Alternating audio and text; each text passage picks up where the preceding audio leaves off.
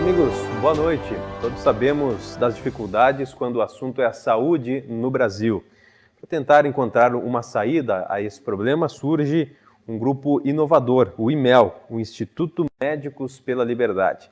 Para conhecermos um pouco mais sobre esse instituto, sobre esse trabalho, nós vamos conversar a partir de agora, nessa transmissão ao vivo do Locus Online, com o Dr. Fernando Uberti, médico residente em psiquiatria e um dos fundadores do Instituto Médicos pela Liberdade. Participa conosco através da internet, né? Então, doutor Fernando, seja bem-vindo aqui à nossa transmissão ao vivo. Uma satisfação conversar com o senhor. Boa noite. Boa noite, Matheus. Boa noite a todos que estão nos ouvindo. A satisfação é minha. Estou muito agradecido do convite. Doutor Fernando, gostaria, primeiramente, que tu explicasses o que é e como surgiu o Instituto Médicos pela Liberdade. Bem, o Instituto Médicos pela Liberdade, na verdade, assim, eu costumo dizer que nós nascemos para preencher uma lacuna no debate sobre medicina e sobre saúde, não somente no Rio Grande do Sul, mas também a nível nacional. Todos nós que compomos o Instituto Médicos pela Liberdade, sejam apoiadores ou membros do Conselho Gestor, que é a nossa entidade, dentro da nossa estrutura organizacional, a nossa entidade máxima, já participamos do movimento estudantil ou até mesmo de entidades médicas tradicionais. E nós sempre verificamos que existe uma lacuna a ser preenchida. Todos nós temos como uma característica comum uma simpatia pela concepção liberal sobre a sociedade. E nós sempre desejávamos discutir a medicina e a saúde, os temas que são classicamente debatidos sobre medicina e sobre saúde, a partir de uma concepção mais liberal, mais afim ao liberalismo. E nós tínhamos essa carência dentro das nossas entidades médicas tradicionais. Então, nós procuramos selecionar algumas pessoas que, evidentemente, já faziam parte do nosso círculo de convívio ao longo da nossa história de participação na política representativa médica, e todas elas com essa característica de simpatia, de um certo embasamento com o liberalismo. Decidimos, então, criar um instituto. O objetivo fundamental do instituto era justamente fomentar esse debate. Nós não nascemos para ser uma outra entidade médica, para ser uma anti-entidade médica tradicional, mas sim para ser um novo ator, um novo protagonista nesse processo de discussão, abordando os temas que são classicamente abordados na medicina a partir de uma nova concepção, abordando temas inovadores, abordando tecnologia em saúde, inovação, empreendedorismo em saúde, discutindo sistemas de saúde, né? Então, nós nascemos fundamentalmente para isso e por isso. Nas discussões em relação a esse tema, doutor Fernando, da saúde no Brasil, muito se fala sobre os problemas, né, sobre as dificuldades, especialmente na rede pública de saúde. Falaste agora sobre uma frase, um tópico bastante interessante, que é a questão do empreendedorismo em saúde. O que seria isso? O que é o empreendedorismo em saúde?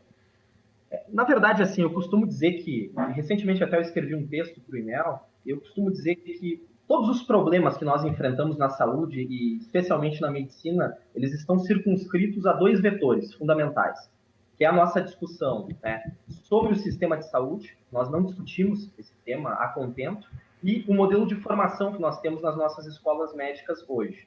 E a questão do empreendedorismo se associa muito diretamente a esse nosso modelo de formação. Em geral, 99% das nossas escolas médicas, nós temos um modelo de formação extremamente doutrinário, extremamente doutrinador, no sentido de encarar a medicina até mesmo com um certo glamour como um sacerdócio, em que nós devemos nos submeter aos desígnios da sociedade, e nós somos muito pouco incentivados, muito pouco levados a pensar a partir de uma ótica empreendedora, a partir de uma ótica de inovação. Em geral, quando se levanta qualquer questão a respeito disso, de se pensar com um pouco mais de modernidade, de se oxigenar esse pensamento sobre saúde, de se empreender, de se criar soluções criativas, em geral a sociedade aponta isso como uma característica financista, mercantilista, ou até mesmo dentro da própria academia médica, né? Se aponta isso por meio de colegas, por meio de professores. A medicina não se associa a isso. E no fim das contas, né, o grande objetivo desse processo de empreendedorismo em saúde é justamente gerar soluções criativas para a sociedade. Ou seja, você consegue conciliar, a partir do empreendedorismo em saúde, a satisfação do profissional em exercer a medicina, que hoje, infelizmente, cada vez é menor, e, ao mesmo tempo, você consegue prestar uma assistência de qualidade, especialmente aos que mais precisam, né? Então, o empreendedorismo em saúde, ele tem um campo, um potencial extremamente fértil, extremamente amplo e muito pouco explorado. Em geral, os médicos não são profissionais empreendedores, justamente porque eles são formados a não serem empreendedores. Seria essa a realidade que até mesmo na descrição do grupo, no Facebook, na rede social, eles falam num cenário cada vez mais hostil. Seria essa a hostilidade que os médicos vêm enfrentando? Exatamente. Nós fazemos o diagnóstico de que a deterioração do exercício da medicina, que é exponencial, muito acelerada nos últimos anos, e a deterioração da assistência, da qualidade de assistência em saúde para a população, que é visível por todos nós, né, isso se deu proporcionalmente à perda da vocação liberal da profissão médica. A partir do momento em que a medicina foi deixando de se tornar uma profissão liberal, que é a sua essência, que é a sua vocação, houve essa deterioração, tanto da qualidade da assistência, quanto da satisfação do profissional médico. Os médicos hoje, em geral, eles estão espremidos entre um sistema único de saúde que não funciona, que é inefetivo, e planos de saúde, uma saúde suplementar. Ou seja, eles têm muito pouca liberdade, muito pouca autonomia para exercer a sua profissão da maneira como eles julgassem necessário, adequado e fizesse satisfeito.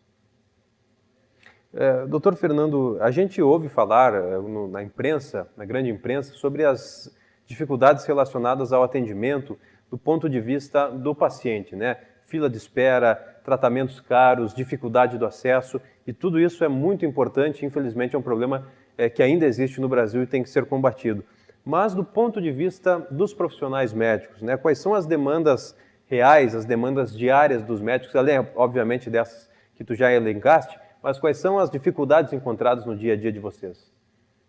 São múltiplas, né? E elas vão desde atrasos de salários. Hoje, grande parte dos municípios gaúchos não honram pagamentos aos médicos, seja na atenção básica, seja a nível hospitalar, seja no que se refere a procedimentos, a especialistas. Já existem municípios que atrasam 3 ou 4 meses os pagamentos aos médicos, trabalhando como pessoa física ou como pessoa jurídica, como empresa. Em geral, a remuneração ela é cada vez mais deteriorada, ela é cada vez mais aviltante. O médico, ele cada vez é mais exposto judicialmente, né? Cada vez os médicos sofrem maior pressão judicial por parte dos pacientes, porque, evidentemente, isso é uma consequência de se atender um volume muito amplo de pacientes pela necessidade do sistema, né? E, obviamente, isso não obedece a critérios mínimos de qualidade da prática profissional, né?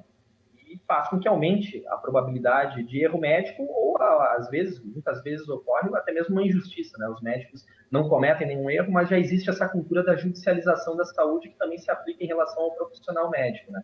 Mas esse é um tema muito central, na minha visão, assim, que é o sistema de saúde. Eu acho que todos os nossos problemas, seja na medicina, seja na saúde, eles estão em torno do nosso sistema de saúde. E é um grande tabu se discutir o Sistema Único de Saúde no Brasil. E essa é uma das grandes causas do surgimento do IMEL. Nós tínhamos muita dificuldade de discutir esse tema dentro das nossas entidades médicas tradicionais.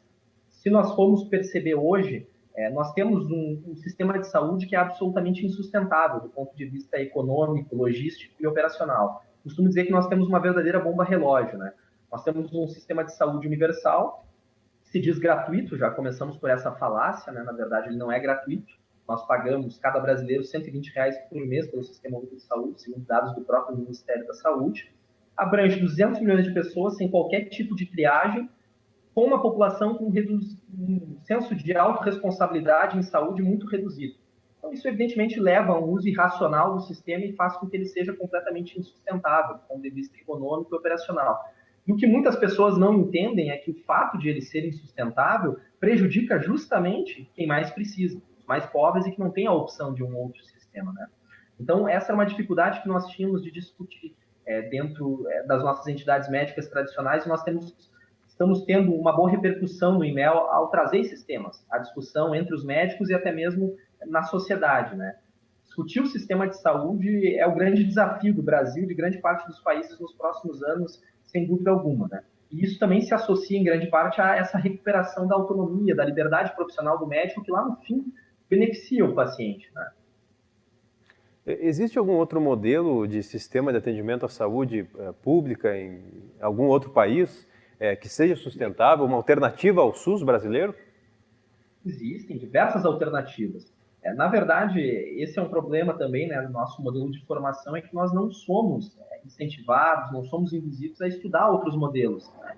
E o primeiro passo para nós aperfeiçoarmos o nosso modelo é nós compararmos a nossa realidade com a realidade que existe em outros países. Realidades de sucesso, realidades de insucesso, evidentemente adaptando às nossas circunstâncias, às nossas peculiaridades. Mas existem modelos de sucesso em diversos países, como, por exemplo, na Holanda, na Alemanha, em que você tem um modelo um pouco mais oxigenado, uma redução da intervenção estatal, em que não se prejudica de nenhuma forma os mais pobres, os mais marginalizados. Pelo contrário, se beneficia, né? Se você for comparar, por exemplo, como funciona o sistema holandês ou o sistema alemão, ele é um sistema praticamente ou quase que integralmente privado, mas se criou um parâmetro de renda, né? Abaixo daquele parâmetro de renda, a população que ganha abaixo de um parâmetro que foi definido, o governo permite que o usuário, que o cidadão escolha um plano de saúde e o governo custeie esse plano de saúde. Ou seja, funciona mais ou menos por um mecanismo de vouchers, né? E acima daquele parâmetro de renda, o cidadão é obrigado a contratar um plano de saúde.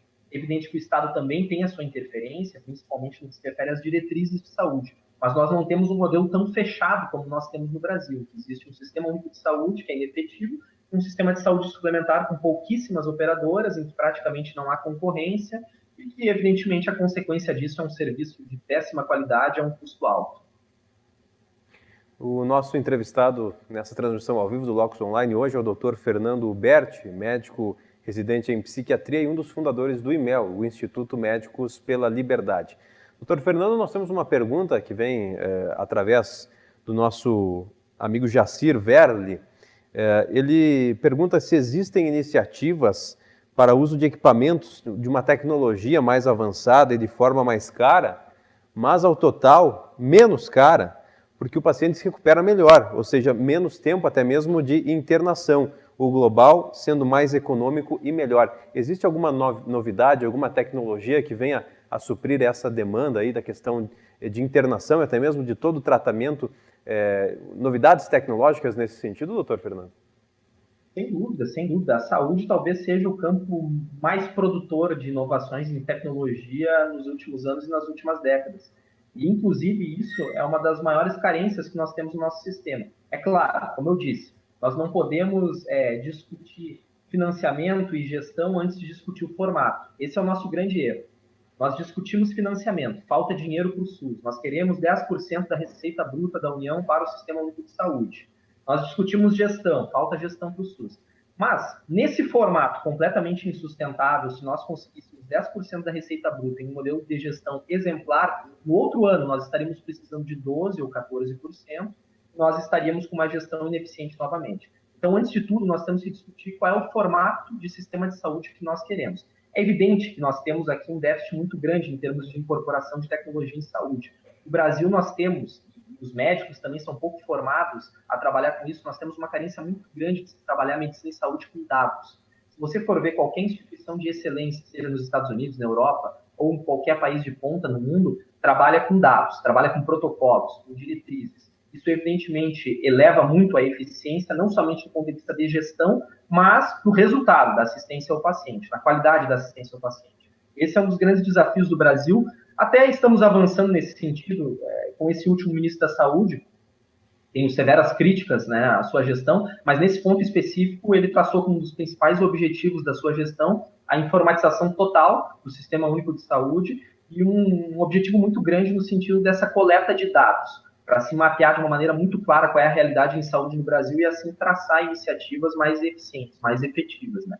Mas como eu disse, de nada adianta nós trabalharmos gestão, financiamento, tecnologia em saúde se nós não discutirmos o principal e que vai determinar todos esses fatores, que é o formato do nosso sistema. Foi por isso que o IMEL nasceu também, para discutir que o nosso formato atualmente é ineficiente, é insustentável e nunca vai dar certo. Nós temos que mudar o nosso formato. Qual seria o formato ideal? Bom, essa é uma discussão que nós temos que fazer de uma maneira descentralizada, até porque essa é a nossa concepção liberal. Cada região analisando as suas necessidades em saúde, os profissionais médicos, os profissionais de saúde. Agora, certamente, a realidade que nós temos hoje, ela não tem mais perspectiva.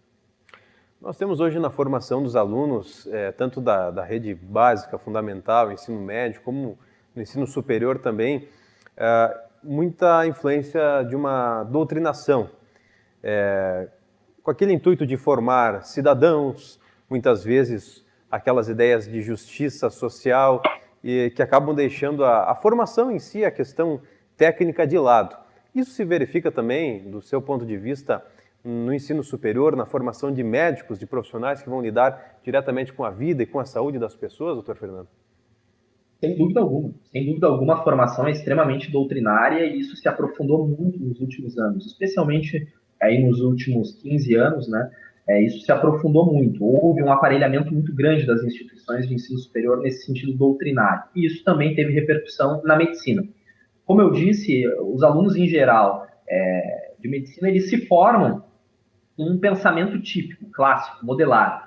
O Sistema Único de Saúde, falando sobre o sistema de saúde, é um sistema em aperfeiçoamento, que surgiu há 25 anos. Certamente nós temos muitos desafios, mas esse é um modelo correto. Então, me parece que as pessoas ficam muito presas a defender uma ideia. Né? Esse modelo tem que dar certo, custe o que custar. Mas não defendem um propósito, que seria, nós queremos uma assistência de qualidade. Se esse sistema estiver errado, nós vamos discutir um outro. Isso se aplica a diversos outros pontos. A própria maneira como os médicos veem a profissão médica também. Como eu disse, essa ideia de que a medicina é um sacerdócio, que é vista até com certo glamour pelos médicos e pelos estudantes, é muito prejudicial, especialmente à sociedade. Se os médicos tivessem uma visão mais empreendedora, uma visão que acreditasse mais na livre iniciativa, que acreditasse mais no indivíduo, na força de transformação do indivíduo, certamente a sua satisfação profissional seria maior, mas principalmente a assistência em saúde seria melhor. Certamente soluções criativas seriam criadas, soluções que objetivassem um oferecimento de serviços melhores a um custo mais baixo à população, mais opções. E isso é uma grande carência que nós temos na nossa formação. Então, um dos grandes objetivos do IMEL também é fazer uma discussão muito profunda sobre a necessidade urgente de nós modificarmos a nossa estrutura curricular, a nossa estrutura de formação das escolas médicas. Doutor Fernando, falas muito na questão do sistema de saúde, né? Nós temos algumas críticas que muitas pessoas fazem em relação à falta de profissionais interessados em trabalhar, por exemplo, nos municípios. E temos casos de municípios que pagam salários de 10, até mesmo de 15 mil reais e os médicos não apresentam interesse. Por que isso acontece? É um salário fora da realidade esse, na questão do atendimento médico, na rede pública de saúde? Olha, aí nós caímos numa discussão que já se iniciou desde 2013 com esse processo, né, e depois acabou viabilizando o surgimento do programa Mais Médicos. E se comprovou o que nós já dizíamos em 2013, completamente inefetivo. Na verdade, o grande problema não são os salários. Os salários, eventualmente, são bons. Mas o médico, como qualquer outro profissional, ele deseja ter autonomia, ele deseja ter liberdade para trabalhar e ele deseja ter meios, evidentemente, para que seu trabalho seja efetivo, seja resolutivo. É extremamente frustrante você trabalhar mesmo por um trabalho alto e saber que seu trabalho não faz qualquer tipo de diferença na vida das pessoas. E o grande problema, talvez mais central do que a falta de infraestrutura, é o alto grau de dependência hoje dos médicos, especialmente no interior, a gestores políticos. Nós temos um alto grau de submissão do nosso trabalho às determinações dos gestores políticos. Não são raros os municípios em que o médico simplesmente, se não adota uma postura de apoio político a um determinado prefeito, a um determinado partido, ele é demitido. Não tem qualquer tipo de estabilidade. Não aquela estabilidade concreta, como existe no funcionalismo público, né? Mas uma estabilidade no sentido de estabilidade profissional, de autonomia, de liberdade para trabalhar, independentemente das questões políticas. Em geral, a medicina no interior está muito vinculada a essas questões políticas, né? Então, esses dois pontos, a falta de meios e a grande dependência a gestores políticos, são os dois principais pontos que, sem dúvida alguma, afastam os médicos desses postos de trabalho. Nas discussões do IMEL, do Instituto Médicos pela Liberdade, o que se vislumbra para os próximos anos na saúde do Brasil? Quais são as alternativas que a gente pode encontrar para que a categoria dos médicos possa, enfim, ter mais essa liberdade, essa autonomia e para a saúde da população também haja uma melhora, na sua opinião, doutor Fernando?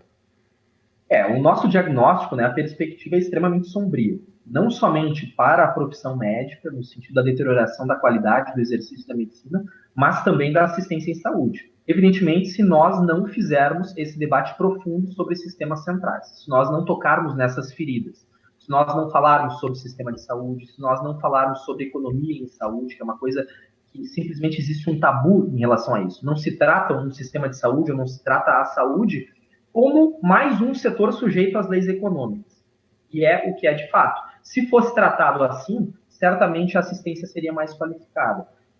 Para você ter uma ideia, nessa questão da fixação de profissionais, a questão do empreendedorismo que nós tanto batemos, uma das iniciativas mais eficientes para a fixação de profissionais no interior nos últimos anos foi a adoção, na verdade foi uma iniciativa do senador Ronaldo Caiado, né, do Democratas de Goiás, que é um médico envolvido com os temas relativos à medicina e à saúde. Ele conseguiu inserir os médicos e alguns outros profissionais de saúde no Super Simples, abatendo a carga tributária para o profissional que empreendesse, que criasse clínicas, que tivesse iniciativas empreendedoras na saúde. Isso teve um resultado muito positivo em municípios do interior, favorecendo a atração de profissionais, muito mais do que o programa Mais Médicos, que é um programa que gera uma alta rotatividade de profissionais, que em geral não formam vínculo com a população e ali não permanecem, né? Então, assim, a perspectiva é extremamente sombria, tanto para o sistema de saúde quanto para a profissão médica. Mas, felizmente, nós vemos aí um cenário que mudou, se modificou nos últimos 5 anos.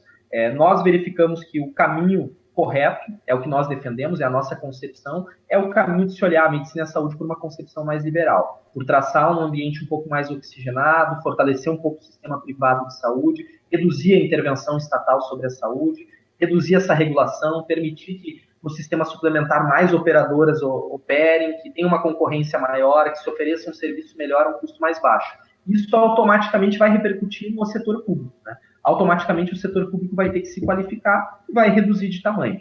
Nós sabemos que, e nem pregamos isso, que o Sistema Único de Saúde deve acabar, né? Nós sabemos que isso, inclusive, tem repercussões constitucionais e que estão fora do nosso alcance nesse momento. Mas nós acreditamos que nós devemos caminhar, sim, para um modelo mais oxigenado e para um modelo mais aberto do sistema de saúde, como nós temos, por exemplo, na Holanda, na Alemanha. E o profissional médico ele vai ter, obrigatoriamente, seja agora por opção ou no futuro por necessidade, que modificar a sua visão. Ele vai ter que ser um profissional que não conhece somente medicina. Ele vai ter que conhecer economia em saúde, ele vai ter que conhecer gestão de carreira, ele vai ter que conhecer sistemas de saúde no mundo, ele vai ter que conhecer tecnologias em saúde. Se ele não fizer isso, ele está fora do mercado e ele não vai ter condições de oferecer uma boa prática profissional à sociedade. Antes de encerrarmos essa nossa transmissão, doutor Fernando, um assunto um pouquinho fora da nossa pauta principal, mas a questão dos Mais Médicos, aquele programa que houve uma grande repercussão em todo o Brasil com a vinda dos médicos cubanos, ele continua, ele deu certo? Quais foram os desdobramentos desse programa para a saúde da população?